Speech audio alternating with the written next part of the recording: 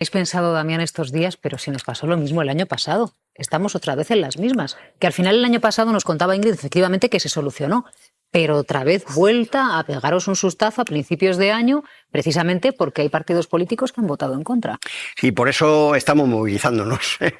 Empezasteis ayer y seguís hoy, claro, ¿no? Hoy, mañana, pasado, y hemos anunciado todas las organizaciones de pensionistas del Estado, las más importantes, que si el día 23 de febrero no está resuelto esto, iremos a las calles de todo el Estado masivamente. Mañana hay una concentración a las 11:30 de la mañana ante la sede del PP, a ver si Feijóo nos explica directamente su posición, que va a ser difícil, o a lo mejor hace equilibrios, como en general está haciendo. Pero vamos, que vamos a seguir la movilización y llamamos a la movilización a los pensionistas y a las personas afectadas. Ayer estuvimos ante el Congreso porque, insisto, no solamente es el tema de las pensiones que puede resolverse, sino que el decreto ómnibus es que afecta a millones de pensionistas. El bono social eléctrico, los desahucios, el pagar el gas, la luz, el agua. Hay millones de personas pensionistas que están en una situación de precariedad y les afecta también ese decreto. Y no pueden dejar caer ese decreto, esas ayudas, esa garantía de tener un escudo social, de tener unas mínimas condiciones básicas de supervivencia. Y por eso estamos movilizados y vamos a seguir movilizando. Pero es que te diría más, Silvia, esto tiene una connotación política y económica. Lo que no es el gasto, sino lo que suponen las pensiones públicas en nuestro país son 209.000 o 210.000 millones de euros. Es un pastel impresionante para podérselo comer cualquiera. Y entonces, en ese sentido, están atacando también el sistema público de pensiones de reparto, que está en el fondo de la cuestión, para intentar privatizarlo a través de mecanismos como los planes privados de empleo o, por ejemplo, no hacer la auditoría pública de la Seguridad Social que venimos exigiéndola desde hace años, que se votó una ley en diciembre del año 2021 que no se ha cumplido y que permitiría perfectamente esa auditoría identificar a través del Tribunal de Cuentas, como ya lo ha hecho, que hay una enorme cantidad de miles de millones de euros que se han destinado a gastos impropios de la Seguridad Social y de pensiones, salidos de nuestros salarios diferidos, de las personas que trabajáis hoy, de las que hemos trabajado antes y de las que trabajarán mañana. Es decir, todo es un conglomerado. Esto no es un simple cambio de posiciones políticas por razones electorales fundamentalmente. Es que es una cuestión de fondo. Se quieren cargar el sistema público de reparto de pensiones español, igual que se lo están cargando en Países Bajos o en Alemania, privatizando parte del fondo de las pensiones, y es el trasfondo que tienen en estos momentos todas estas medidas que están articulando el poder fáctico financiero. Claro, se privatiza, ¿no? Nos decía Damián, Ingrid, se privatiza parte del fondo público de las pensiones, más aparte de todo eso, hay muchas empresas que llevan planes de pensiones y que pierden, claro, entiendo, si se revalorizan las pensiones públicas. A ver, sobre esta cuestión, la verdad es que hay un debate bastante intenso en relación al modelo español con otros modelos. Y es verdad que desde distintos organismos internacionales sí que se ha venido llamando un poco a España a que facilite por la vía fiscal también el ahorro privado. Pero ahora mismo, claro, el sistema, decía Damián, daba las cosas claras las cosas, porque muchas veces dicen, oiga, es que esta votación no ha seguido el carril. Que si hubiese seguido el carril, todo el mundo la habría apoyado. Pero es que hubo una votación en 2021 que siguió el carril totalmente. La votación de una ley para ligar la subida de las pensiones al IPC. Cumplió con los plazos, siguió los tiempos los normales, las enmiendas, pasó por el Congreso, pasó por el Senado y el Partido Popular votó en contra. Esa tenía todo en el carril. Sí. Entonces, igual no es cuestión de decreto ómnibus, sino decreto de opción política y de opción social. Porque esto en 2021 podría haber quedado finiquitado. Luego ya hubo otra votación en la que el Partido Popular sí votó a favor. Pero en esa votación sus datos eran absolutamente... Un segundo que he terminado. En esa votación sus votos eran absolutamente irrelevantes. Si hubiese votado en contra, habría salido adelante la ley. Políticas que consideran que esa carga social de efectivamente que nadie quiere, por supuesto, desahucios para personas vulnerables, pero que a lo mejor la persona que tenga un piso alquilado por 400 euros, un matrimonio también de jubilados, no tienen por qué asumir esa carga social. La información quede meridianamente clara. En el caso de la ocupación, que es distinta, el hecho de tener un inquilino que no paga el alquiler es distinto a tener un ocupa. Pero totalmente. Es distinto. Y el que lo mezcle está promoviendo una campaña de desinformación y está mintiendo a la cara a esta sociedad. Entonces, en el caso de que haya una persona, en el caso de la ocupación, ¿quién decide? Decide siempre un juez. Ahora vamos a ver qué ley tiene en la mano ese juez para decidir. En el caso de la ocupación, ¿a quién se puede suspender el desahucio? Es decir, ¿a qué persona no se puede desahuciar en caso de ocupación según este decreto? Pues cuando el propietario es una persona jurídica o particular con más de 10 viviendas. El propietario, sea una persona física o jurídica, tiene más de 10 viviendas. El ocupante es vulnerable. El ocupante es dependiente, víctima de violencia de género, convive con menores o dependientes a su cargo. Y además, quien no puede acogerse a que le desahucien es si esa vivienda del gran tenedor de 10 viviendas fuese la primera vivienda del gran tenedor, la segunda residencia del gran tenedor, o si ese tenedor hubiese dejado esa vivienda a otra persona como primera residencia. ¿Pero de cuántos casos estamos hablando? Es que esto es lo que dice el decreto. Entonces, en esta situación en la que ha caído, bueno, y por supuesto, un jubilado puede ser desahuciado a partir de hoy, por supuesto. Fíjense si están vinculadas las cosas, que un jubilado en esta situación hoy podría ser desahuciado. Entonces se han arreciado las protestas, fíjense. Y además le ayudamos con gusto, son nuestros hijos, igual que vosotras y vosotros. Ayudaréis a vuestros hijos si es que no los estáis ayudando ya. Pero es que además yo quiero recordar lo del COVID. ¿Recordáis eso que decían los mayores, cómo han sostenido a esta sociedad y a sus como hijos, los sanitarios y a sus nietas? ¿Qué pasa aquí? Ya somos prescindibles. Probablemente para algunos políticos como nuestra presidenta sobramos, ¿no? Pero la realidad es que nuestra experiencia, nuestra vida y nuestro derecho implica, pues eso, seguir en la sociedad, seguir ayudando a la sociedad. Insisto, los pensionistas pagamos impuestos. Decías tú, y perdón por tutearte, por supuesto, que digamos que hay un... No sé cuál de las dos erais la que decía, hay 14.000 millones de euros se ha pagado este mes en nómina. Bueno, y no hay suficiente con la recaudación. Bueno, eso es relativo. Eso es relativo. En estos momentos en España hay casi 22 millones de personas trabajando, cotizando. Nadie da esos datos económicos de momento de cuánto se recauda en las cotizaciones de los trabajadores y trabajadoras. Y es que además hay una parte que son las pensiones no contributivas que no tienen que ser pagadas directamente desde el salario diferido de los trabajadores y las trabajadoras, sino que tienen que ser pagadas por los presupuestos generales del Estado.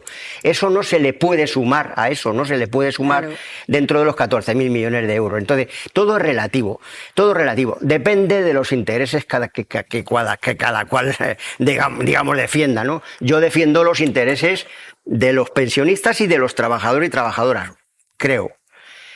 Tampoco tengo la posesión de la verdad absoluta, porque además no soy economista, pero hay otra parte de la sociedad que está muy bien tratada, porque está ganando grandes y pingües beneficios, que está defendiendo la posición contraria, es que nosotros somos un gasto extraordinario. No vamos a ser un gasto extraordinario.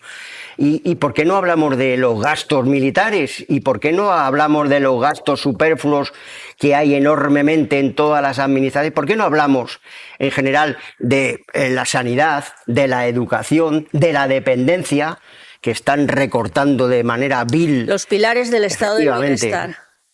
¿Cómo estáis viviendo toda esta bronca política que ha impedido esa votación que ha impedido Partido Popular, Vox y Junts que se revaloricen las pensiones? Con preocupación.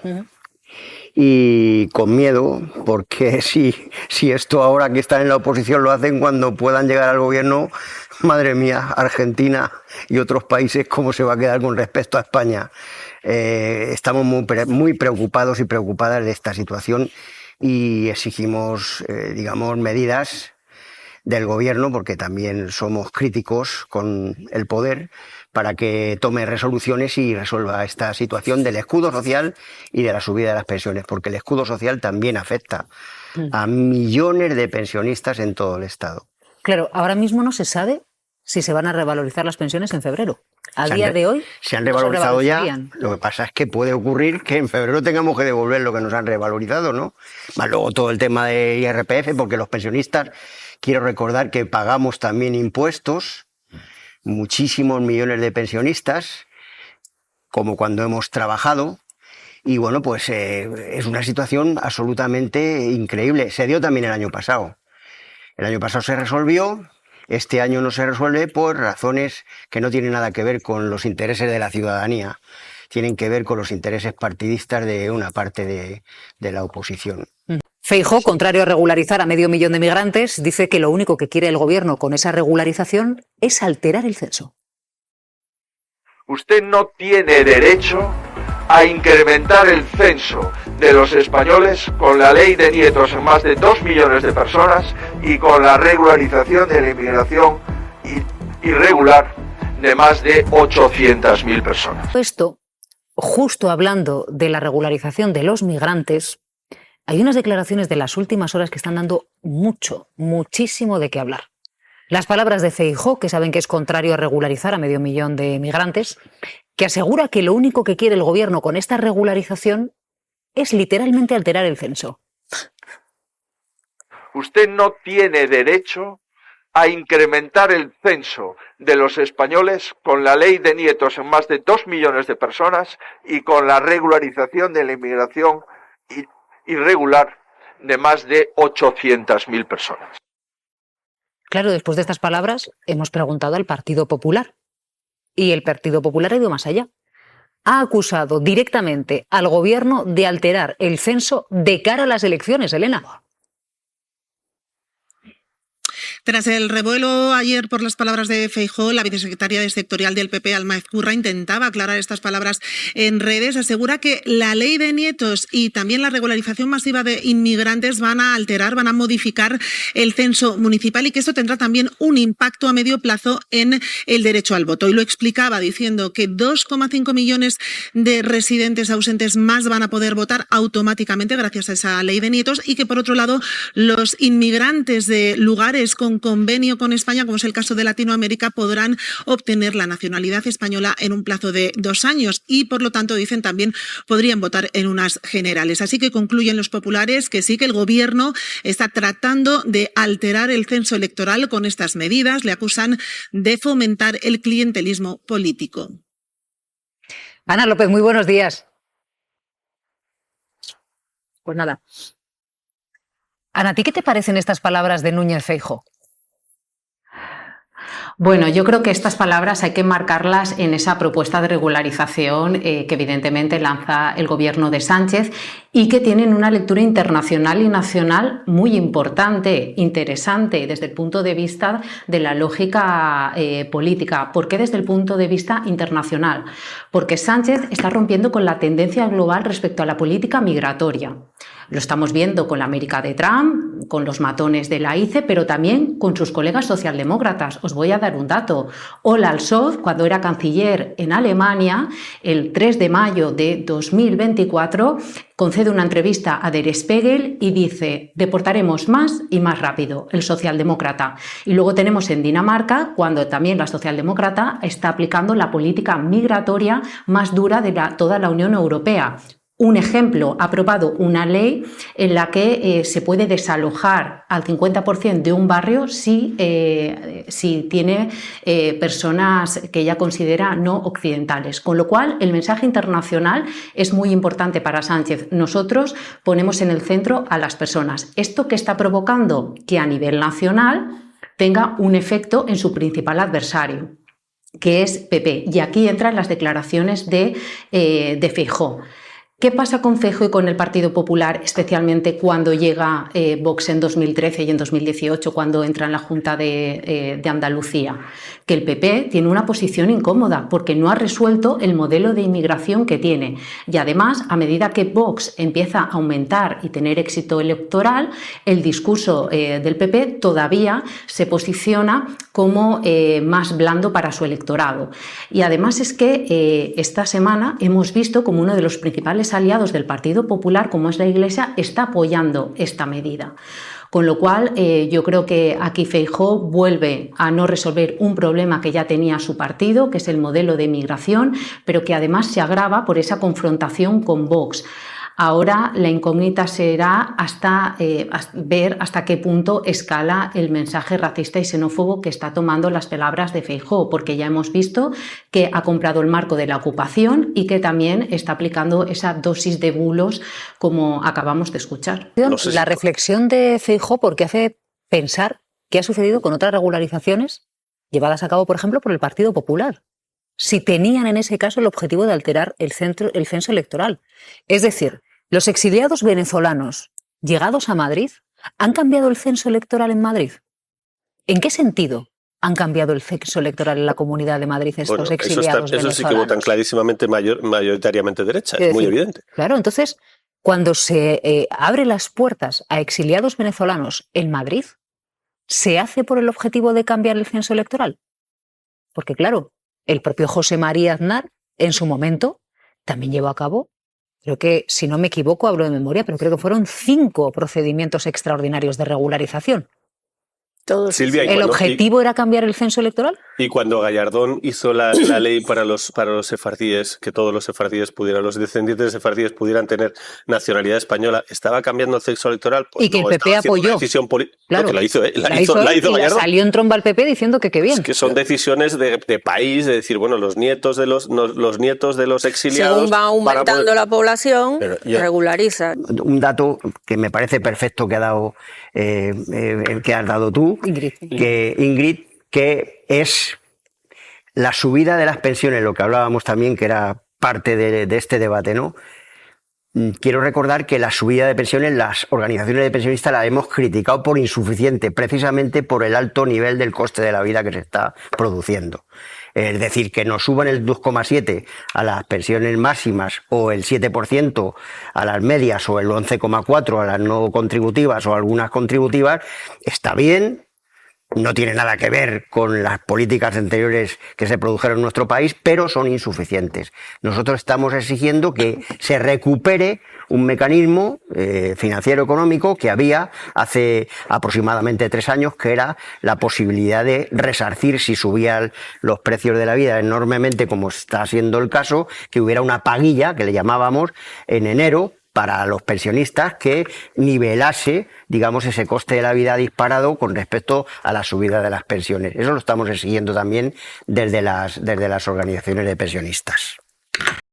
Claro, el Partido Popular acusa al gobierno de regularizar a 500.000 de migrantes, dice, para alterar, para manipular el censo electoral, y el gobierno responde, María, que eso es un bulo con todas las letras.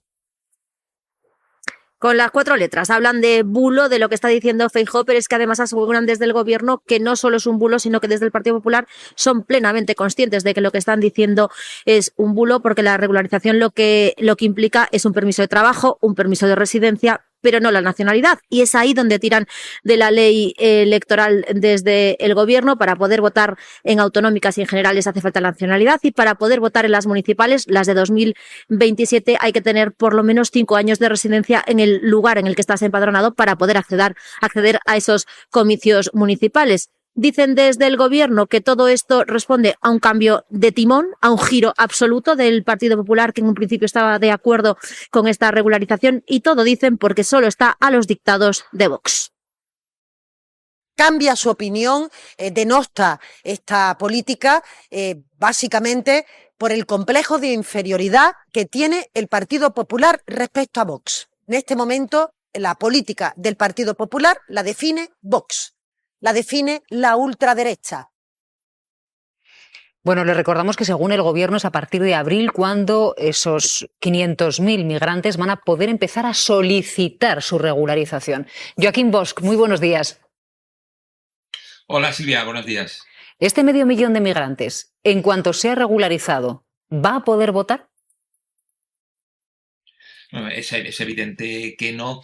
El censo electoral y la regulación de las leyes electorales es muy clara en el sentido de quién puede, quién no puede votar. La regla general, como sabemos, es que para votar en unas elecciones autonómicas o generales hay que tener nacionalidad española. La regularización no otorga propiamente la nacionalidad y únicamente se puede votar en elecciones municipales.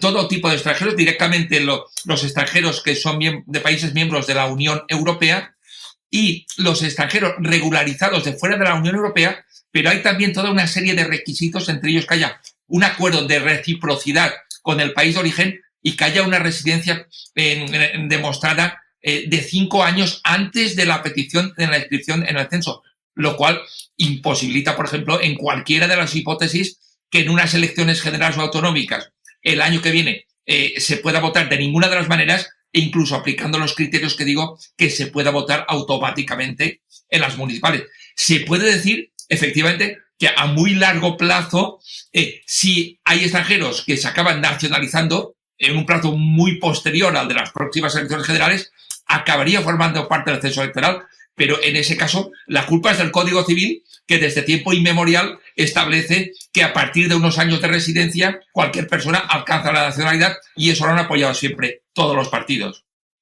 Es que si nos detenemos en los años que se necesitan para conseguir la nacionalidad, Joaquín, nos encontramos con que hay extranjeros que pertenecen a países con acuerdos bilaterales que, claro, en ese caso podrían votar en las municipales, pero solo hay 13 países con ese acuerdo.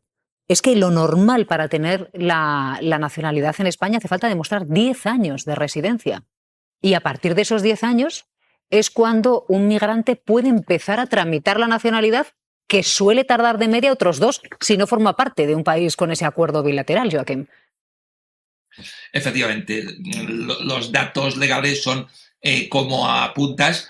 Hacen falta un periodo de tiempo concreto, tanto para adquirir la nacionalidad, que imposibilita que se pueda votar antes de las próximas elecciones generales en cualquiera de los supuestos, pero además, en el caso de las elecciones municipales, no basta en el caso de los extranjeros extracomunitarios con tener permiso de residencia, sino que además, cuando pide la inscripción en el censo, antes tienes que haber tenido residencia en España 5 años. Con lo cual, como digo, ni siquiera en los supuestos más favorables se posibilita esa hipotética alteración del censo electoral a corto plazo que se indica. No va a haber esa manipulación, esa alteración, evidentemente, en el largo plazo. Cuando una persona lleva 10 años residiendo en España en una serie de supuestos, pues puede optar a la nacionalidad, pero estamos hablando de efectos en el muy largo plazo, que además existen, como digo, desde hace décadas en nuestro Código Civil, que la gente cuando se nacionaliza después de un tiempo cuando reside después de un tiempo puede tener la nacionalidad, pero esto, como digo, no va a afectar a las próximas elecciones que van a tener lugar en España.